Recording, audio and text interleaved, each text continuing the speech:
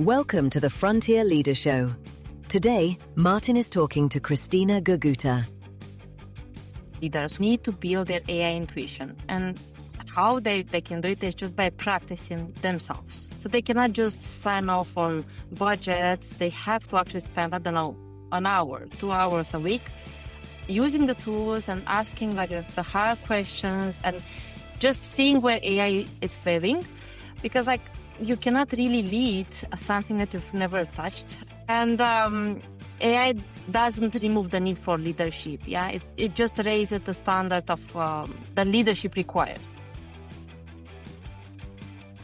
Hello and welcome to the Frontier Leader Show. I'm Martin Wheatley. Each week I speak to leaders, coaches, practitioners and technologists working out what good leadership looks like in an AI-shaped world.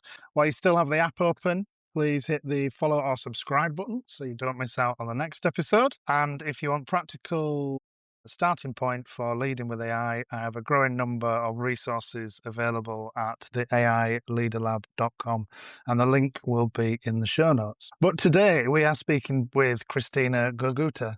Cristina is the AI Queen, Director of Research and Innovation, and Associate Partner at INSUS Industrial Sustainable Solutions, with 15 years scaling AI capabilities from zero through to enterprise in multiple global organizations across manufacturing, sustainability, finance, and commercial domains. She's also the voice behind the Baby Data Scientist, which demystifies AI for non-technical leaders. So Cristina, the AI Queen, welcome to the show. Oh my God, Martin, who is this person? I want to meet her. Thank you for the invitation. It's all right. I'm hoping it is you, so that's good. Yeah, I sound amazing. Well deserved, I'm sure. Well deserved. But let's just hear a bit about your. Obviously, I gave a little bit of a snapshot of who you are, but let's just hear a bit about your background and how you've got to where you are now, working with INSYS and the Baby Data Scientist. Well, I will tell you a small story about myself. So before I was a baby data scientist myself, I was actually a police officer at the beginning of my career. I investigated fraud, and now I'm investigating data, which is kind of similar, yeah. I've been doing many jobs related to data in my career, many industries. I've been traveling a lot. I've been working in Ireland. I'm now back in Romania. I'm a Romanian based in Romania, which is great.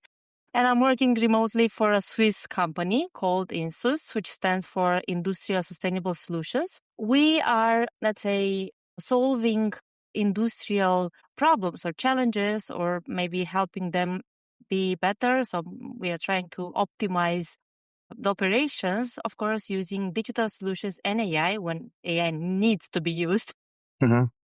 And mostly focusing on scaling initiatives. So we don't just prove that AI or digital can solve a problem, but to make sure that we can multiply it in our organization and that we can see actually profit and impact and adoption. Most of all, adoption. Yeah, and that's the key thing, because a lot of pilots at the minute just keep rolling and just cost a fortune, I would imagine, in the end, with no clear adoption. Yeah, but you know what's the problem there? It's not actually the technology, because technology is pretty good. I mean, good enough to produce results. What I've seen is that organizations clearly lack governance and enablement and reducing this fear that, AI can replace people, or they are just enforcing bad behaviors, as in adopt AI, use consume tokens, but without really measuring the impact. So yeah, hopefully we will see some AI enablement in the future. How people in sales have sales enablement. Maybe organization will create some AI enablement unit. Yeah, and I was looking at the INSYS website actually, and which one? Because now we have a Dubai one as well. Yeah, I did see that you'd just opened one recently in Dubai, so congratulations on that, actually. Thank you. But there was the first kind of tagline on the website was "Stop chasing perfect models that never reach production." So, what does that kind of mean in practice from your perspective? Well, your audience won't see my T-shirt, but even on my T-shirt, I have this famous statistics aphorism that is saying all models are wrong, but some are useful. So as I said, technology is pretty good, and nowadays, with all this AI-assisted coding, even like a mediocre data science team can build a perfectly good model for you, speaking about machine learning or generative AI. But the real issue is not the piece of tech that you produce. The problem is that can you actually maintain it at the same level of standards, accuracy, reliability in a production environment, and can you actually make sure that it's being adopted and it creates value, and this value is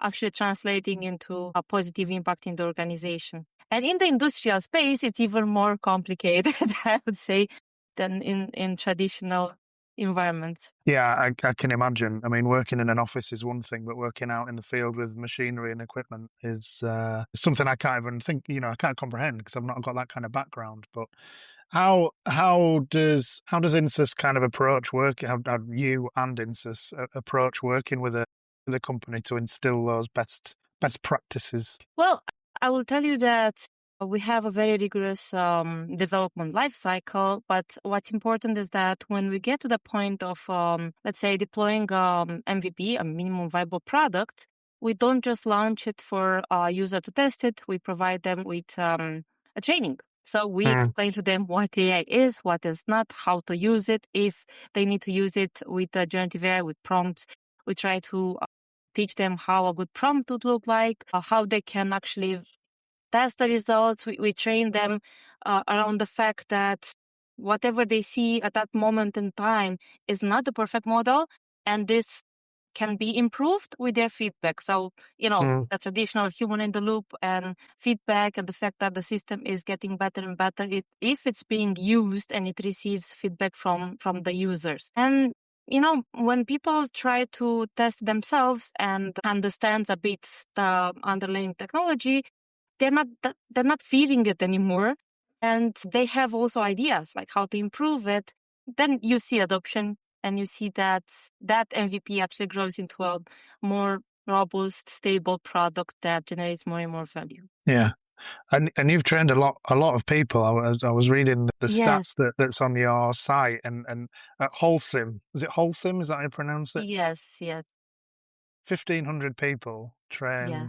to use AI. I mean, a lot of people I speak to, struggle getting engagement with 10 people, let alone 1,500 people. So that's how does, if I'm a leader sat there above 1,500 people, how do I start that ball rolling in terms of getting that engagement and buy-in? Well, I will tell you how I started. So first of all, I was doing mentoring professional. I think it's called professional mentoring on a platform and on my website.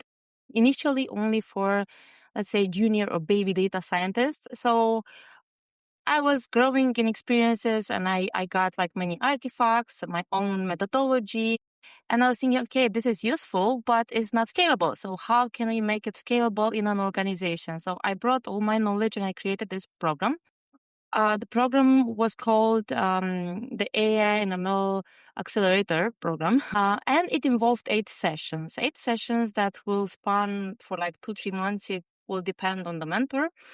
But it will have like a very let's say it will go through all the elements of what is AI, what does it mean to lead an AI project, what methodology you can use to run AI, what does it mean scaling, what does it mean putting in production, what is MLOps, and even like at the end, the mentees will have to form into small groups, and they will have to pitch a proof of concept that they will apply with the tools that they will have available in the corporate environment that were safe to be used. So initially, I thought that I can do it myself, but then people from my team and also some colleagues who were actually part of INSUS back then, this is how I met INSUS, signed up to be mentors along with me. So we were able to have like multiple groups in parallel running the program, and they were split into levels. So some of them will be beginners, and they'll be like non-technical people until advanced, even data scientists sign up for this mentoring program. And I met like so many people from the organization from across the world, and we even started projects with them.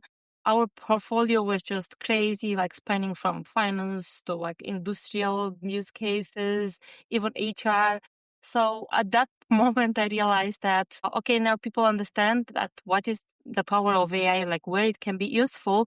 But then we need a methodology on top of like what we are doing to actually filter out the most impactful, let's say, projects, because we are just a team and we cannot just tackle them all, even if all of them were like great ideas. Some of them were more aligned to the strategic drivers of the organization. So of course we were called AI in the North for strategic portfolio. So we had to pick up the strategic projects. Yeah, 1,500 people. It was, a lot of work, but it brought us a lot of satisfaction and recognition that we knew what we were applying. Yeah. Look, I mean, 1,500 people is a lot of people. So you need the structure that you've put in place to get that buy-in and repeat that, especially if it's over 8 weeks. 8 weeks, was it, sorry?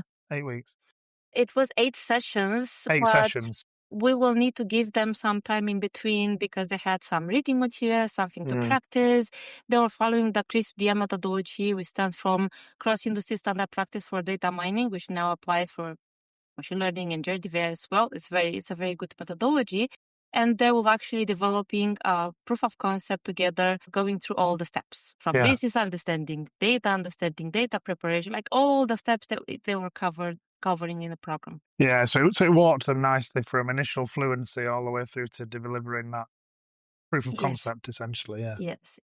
Yeah, which is when I've done training in the past, not to 1,500 people, but it is gradually up in the level each time, so you can walk people through the journey. How is that? You mentioned about stripping back on some of the ideas that weren't strategically aligned, and I know when we spoke before, we were talking about the kill switch principle.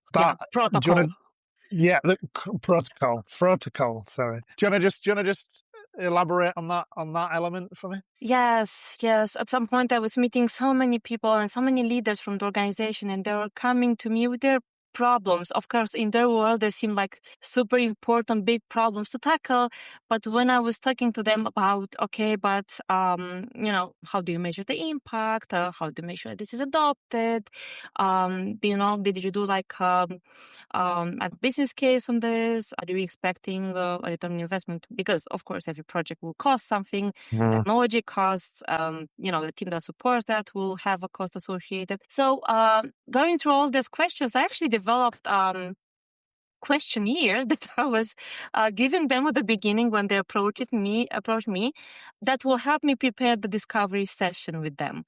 So I was able to kill projects even before they would have started, and people they were not frustrated or angry. They would understand that, okay, I either have to go back and do a bit of homework, like how to increase the impact of what I'm proposing, or to find alternatives that might not involve AI, because AI is not needed all the time, and this is what I was trying to explain to them. Yeah, you're right. It's not. I think it's the shiny new tool that a lot of people are coming across that they think, oh, we need AI. It's that meme, isn't it? Who wants AI? Everybody. What do they want it for? I have no idea. Yeah. And then you can use this kill switch protocol also when people come to you with a solution directly, saying that, look, I need generative AI, blah, blah, blah model for this. And from the beginning that something is wrong. It's like the red flag, Yeah. I mean, that kill switch protocol is quite important, isn't it? Because you read all the research papers, like the ones from MIT that said 95% of pilots fail and everything like that, and I've kind of said before, there's obviously a problem in the methodology that they've rolled out and what they've pointed the pilot at. From the outset, your process captures that and says, let's just either park it or explore another avenue. Yeah, and there is another problem that I've seen, and I'm all for asking leaders to, test tools themselves and to understand AI before they enable their teams to actually use it. But I've seen leaders that are vibe coding now solutions, and they are pushing like, okay, I want this because this works. And the problem there is, as I said, technology, it works. Yeah, you can build it easily now. I won't say that. I don't want to minimize anybody's work, but yeah, it's possible you can build it. But what happens afterwards, nobody really cares about, and that's the most important thing, Yeah, you're right. I mean, you can build practically anything now on a screen, can't you? With a few well placed prompts. Not to undersell a true coder's world, because I'm not even going to pretend that I understand that fully or anything. You look at the likes of Claude Code, Codex, just the generally available tools now that you can build anything. So I can see the risk of having some eager employees, leaders, C-suite, people just going off and magically creating these tools left, right, and centre. But how do you counter that with all the risks around? I mean, all the risks around data and use cases, because you're in Romania, which is part of the EU, isn't it? So you've got the EU AI Act as well, which is Yes. obviously different to the UK. How do you kind of combat all those things at the same time? Yeah, it's a very good point. And I'm going back to enablement and to mentoring and everything that we did. We also covered this part, and we even had like mini crash courses that would be like 2.5 hours. And the last part, like the last 30 minutes, will be actually focused on this, like responsible AI, EU AI Act, the fact that whatever you develop in an organization has to be aligned with the security guidelines, with the models that are available and trusted, with the fact that legal has to sign off on some aspects of your application. And I know that this is a topic that is a bit boring for some people. Whenever they go to an AI crash course, they want the shiny tech and they don't want the blah blah at the end. So I opted for practical exercise, and that I bothered from one of the conferences, I think it was Gartner, where they actually have to imagine a use case like replacing your boss with AI and what can go wrong from many elements. So it was a fun exercise. Of course, they laughed, and sometimes it was a full team with many bosses in the team attending this crash course, and it was quite fun. But they understood the risks, they understood the security part, they understood the governance part, they understood basically what the UI Act reinforces and why we need to be aware of it. Yeah. Because I'm not expert on the EU AI Act. But it's all about categorizing your system, isn't it? High risk and what data is Yes. flowing through it and being able to audit it, as far as I understand it. But which, as we've just said, for someone suddenly building an app on Claude Code and then throwing a load of data in it, that's completely the wrong thing to do when it's outside of your or the company's kind of security ecosystem. Yeah. It's exactly about this, and it's about transparent AI. You have to at least, if you use it for high risk projects, you have to be able to explain like how AI took the decision, and I should not be 100% AI taking decision. You need to have the human in the loop. You need to make sure that you have the correct governance around it. Yeah, it just places that emphasis on the judgment of the person, controlling it, and that probably leads us on to the changing kind of lens of an AI user. I know we've spoken about AI users and there's AI orchestrators. What's your kind of take on that? Well, I'm actually now working on developing actually a course about it with an university here in Romania, and it's actually speaking about this role of an AI orchestrator and why it's important in an organization. Initially, I thought that it maybe, the leaders that are sponsoring the projects, they need to have the skills to be able to, let's say, gather together all the stakeholders in an organization to align them to make sure that all of them understand how AI works and what are the important KPIs in the project and how they can drive it forward, how to enable it, and so on. But now I think that this role will be for everybody to consider it.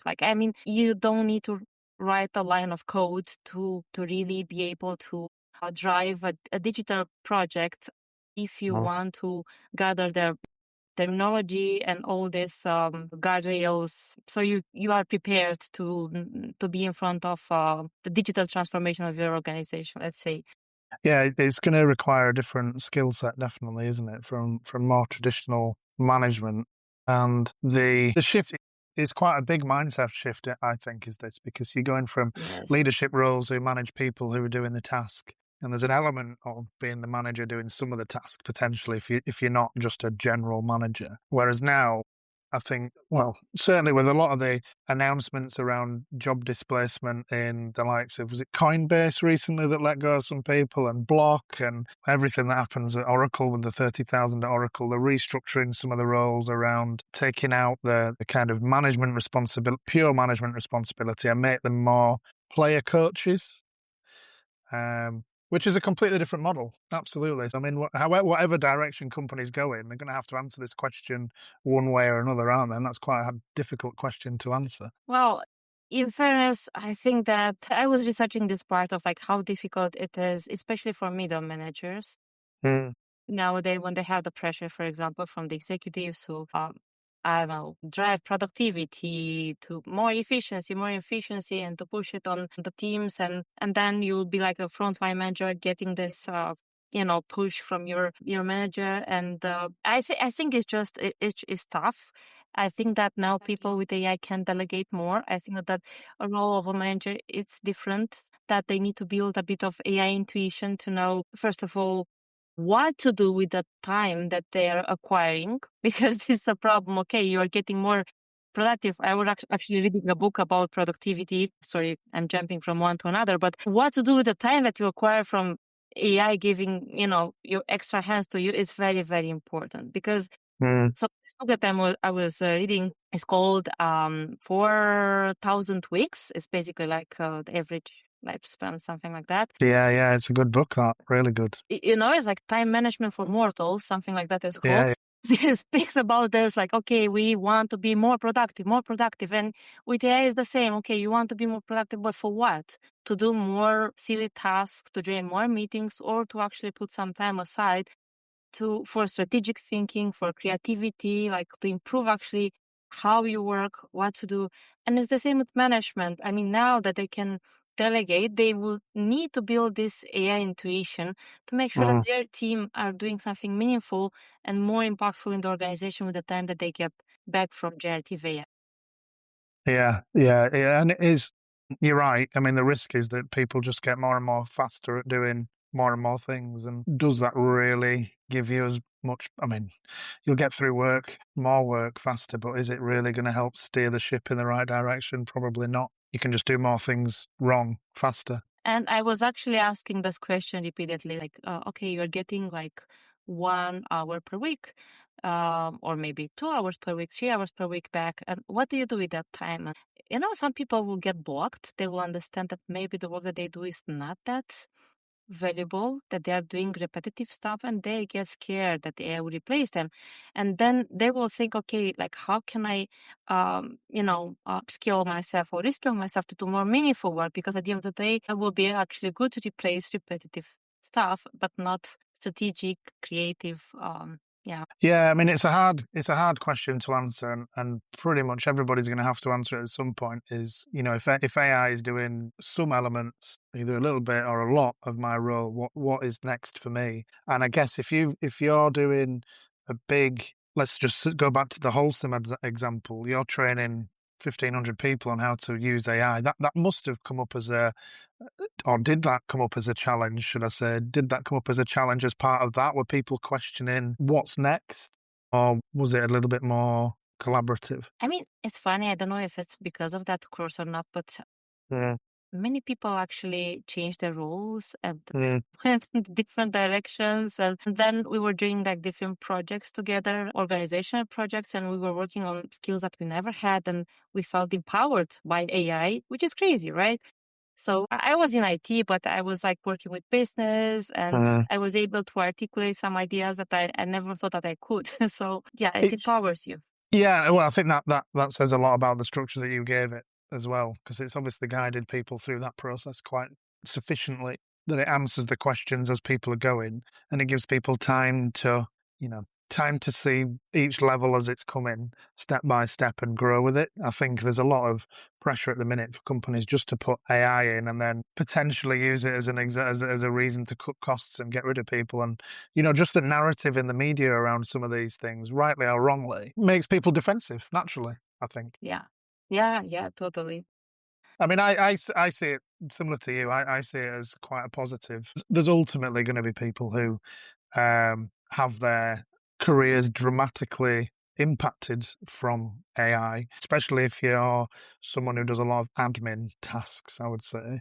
So there's no denying it will change a lot of people's lives. But like you've just said there, then it opens the question up to, well, if everybody's been impacted by this in the same way, surely that kind of drives the realignment of what I'm going to do in my job, how I progress, what I'm actually giving value to. And it's not going to help in the interim because, some people who've been doing this for years are going to find themselves impacted. But I think the positives and the opportunities in the future outweigh the negatives. Well, certainly the negatives that you're seeing in the press and the media. We'll see. We will see, no doubt, in the future whether we were right or whether we were wrong. Yeah, it is still a taboo topic, and I believe in aphorisms, and even like in my, when I was discussing about this, I will have a T-shirt that would say like AI is here to help and not to replace. But this is what I would say. Yeah. I knew that if they will invest time in actually learning what AI is, and they will understand that it's not here just to take over your job, because it cannot sometimes. So they need to understand like what's possible and what's not possible. Most of the people just, I wouldn't say that they were more productive, but at least they enjoyed their job better because they were not forced to do a lot of admin stuff, boring stuff. They would just have time for something more meaningful for. Yeah. How are you? I expect the answer to be everything to this question, but how are you using AI in your day-to-day job, your typical day or your typical week? Where do you use AI and generative AI and agentic AI in that space? I use it all the time in any aspect of my life, like personal life or work. I have it on my phone. I have it on my laptops. I'm saying laptops because I have a dedicated one for OpenClaw that lives in a very isolated environment, set up as an account of a child, so it doesn't have that much freedom, but at least it does the work. And I'm using, of course, we have a Google Workspace, so we are using everything from the Workspace, Gemini, Notebook LM, Google AI Studio, Workspace Studio, which is like automating your stuff and like giving you alerts and summarizing, and I don't know. Somebody change a sheet, you get a notification. You don't have to be on top of work, so it's pretty good. And now I see that Gemini will have a new feature to import memory as well. So maybe I won't need to use OpenClaw anymore. Who knows? We'll see. And then I'm using tools like Perplexity for research. I think it's the best. Even if I'm in love with Gemini for many Gen AI activities and Notebook LM, but Perplexity is amazing for research, and Comet as a browser, like how it can take over the control and then do the research for you, is just great. What else I'm using? I'm using so many things. I'm using, for example, Napkin AI for visualizations. I don't know if you ever tried it. It's pretty cool. Napkin is really good at just visualizing. You can I've put in articles before, and it's visualized it like I would have never even thought of doing. It's so intuitive from that. Yeah, and especially for my blog, I like to write articles from time to time to just give back to the people something that I believe that has to be there. And I like to write articles with like visuals that matter, like I don't know, some charts, some diagrams, and Napkin is pretty good. Now you have to pay for it, but yeah, of course, like any good stuff, it cannot be free because it runs on tokens. Yeah. The important thing there, I mean, you reeled off, I mean, I don't even have that many fingers to count, but how many different tools there, and you'll use each tool for different things, won't you? And that again is, I think, someone learning AI in how to use it in their business from start. You've got different tools that do different things, even though they're all classed as generative AI. Like you've just said, Perplexity for your research is really good, and it gives you citations and everything, doesn't it? But you wouldn't necessarily use the same processing, I don't know, the free version of Gemini, for argument's sake. So yeah, I mean, there's a lot of tools there. Napkin, definitely. I do love Napkin. I've not used it for a while, actually. I didn't know it was just pay on, but yeah, you have some credits. I think it's like 100 credits or something. Okay. I'll need to take a look. Yeah, good. I'm glad you said nearly everything. Anyway, if you just said you hardly use it, I would have been really surprised. Yeah, but when I want to disconnect, I don't use anything.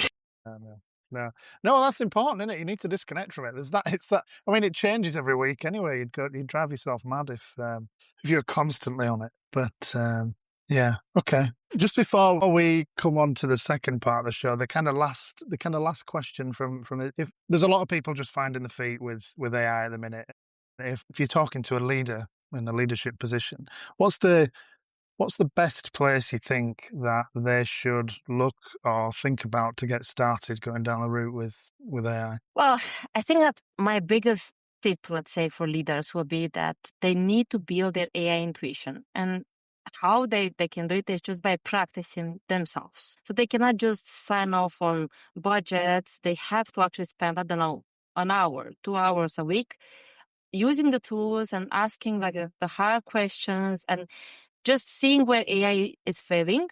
Because like you cannot really lead something that you've never touched. And AI doesn't remove the need for leadership. Yeah, it just raises the standard of the leadership required.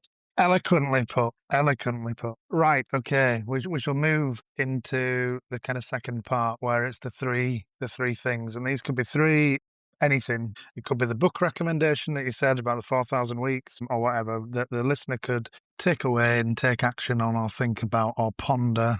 So what's your first? Well, on the book, I'm actually very interested in this time management and how to be more productive and what do you do if you're more productive and stuff like this. But I'm also interested in what would it mean for us to be immortal? Because I probably heard that now our generation will probably live up to, I don't know, 100 and something years. And then because medicine evolves and hopefully AI will help improve this, then the next generation will be like, I don't know, 200 years, 300 years, and some of them will be immortal. So if you never heard of Vampire Chronics from Anne Rice, maybe you can read also about vampires. What does it mean immortality means? Just to put it on a philosophical way, yeah. My cat is called Lestat, as in the vampire Lestat. So yeah, Okay. you're not expecting this. That I'll be honest, no, that was a completely left field answer that I wasn't expecting. But that's what makes these interesting. Yeah, just ask the questions. Yeah. So, Vampire Chronicles and the 4,000 the 4,000 hour 4,000 weeks, yeah. 4,000 weeks. The time management for mortals, yeah. And time then management for mortals, yeah. read about the immortals as well, yeah. Okay. Next item, dare I ask? Well, I think that mentoring is also important. I mean, I'm speaking about mentoring and it might be about AI or about something else, but I think that everybody needs a mentor, somebody to guide them in the career or in life. I think that there are career coaches but they're different than mentors. And also for people that want to become mentors, it's important to be part of the journey because you also take back a lot. And I live by this aphorism that is saying that, you teach best what you need to learn. So you will put time to know in depth a topic and to support your mentee. And also it's a beautiful relationship. We need to spend more time with humans. I love mentoring. So I hope that more people will experience this on platforms or even on LinkedIn. You can offer to be a mentor. Yeah. What else? And you do that through your AI baby data scientist, don't you? The baby data scientist, website, but also I'm on Mentor Cruise. Apparently I'm like top 5 or 4% mentor, so I'm pretty good. Yeah. Okay. Yeah. No, I love it. I really love it. Yeah. I built amazing connections, and my first mentee is also part of INSUS. She's an amazing MLOps engineer, AI engineer, everything. Like she's super knowledgeable. So it really brings you satisfaction, and you build relationships that last and that turns into friendship sometimes. So yeah, absolutely. I mean, the mentorship, I've had a couple of mentors throughout my career, and it's really shaped my progression, I would say. Even if it's not a formal kind of mentoring agreement, just having someone there, I think is it makes the world a difference. It really does. So no, that's a really valuable really valuable one. Yeah, I think that formal commitment is also important. I'll tell you why. Like, if you have the peer pressure in a formal engagement, you will push yourself to be actually more committed and to reach your objective. So the last one, I'll speak about experiences. And what do you do with actually your free time gained from generative AI? You have to expose yourself to different experiences, learning experiences, but also human experiences.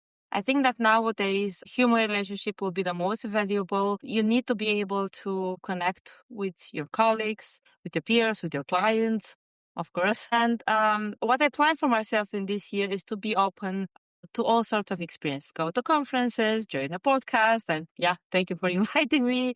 You're welcome.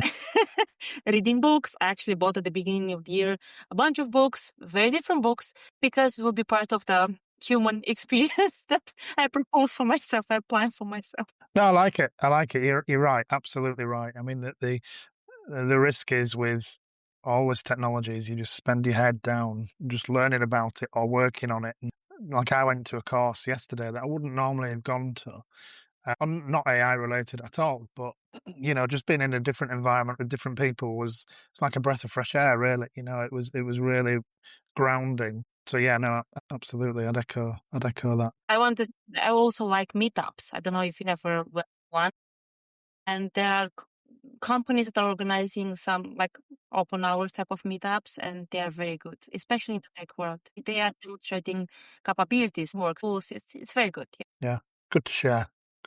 Okay, fantastic. Look, what's next for you and INSYS then? Obviously, we mentioned it briefly at the beginning. You're in Romania. Yes. Abel and some of the team are in Switzerland. You've got people in Barcelona. In Spain. You've got people in Dubai now. I mean, it seems to be going from strength to strength, which is a good news. Yeah, it sounds like more traveling for me. But exciting times. I'm pretty sure that there will be exciting times. And we are looking to expand into new industries as well, because Dubai is a bit different. So yeah, to be probably like oil and gas, finance, banking. I think it will be exciting. Like I really like to work on new challenges and to learn new opportunities, to meet new clients. We already start to have like very insightful conversations with the industry. So yeah, I'll be in Dubai shortly, I suppose. Very good. Very good. Look, it's exciting to watch. I know I've spoken to Abel before, obviously. It's good to see, even over quite a small period of time, things are growing quite quick for you, which is fantastic to see. So where can people find out about you, about INSYS, about the AI baby data scientist, about the baby data scientist? Of course, we have the website, INSUS.ch. And if you want to check out my website as well, thebabydatascientist.com. But I'm available on LinkedIn. Yeah, I think that everybody can just ping me. I'm very approachable and not that busy anymore because AI is giving me some time back. So I will engage with people. So ping me. Fantastic. I would highly recommend that people do. You've got a wealth of knowledge. We could have gone so deep on some of them topics, which would have been fantastic, but we just don't have time, unfortunately. But not in this call, but maybe in future. Who knows? Yeah. After I've read a few vampire books, we will come back together. But look, that's been really useful. Thank you for that, Cristina. And anybody who wants to check Cristina out, please go to the links which I will share in the description and the show notes. And just reach out where you can. Thank you. If you found this useful, please hit follow or subscribe if you haven't already, and a review or a rating genuinely does help the show, and I do truly appreciate it.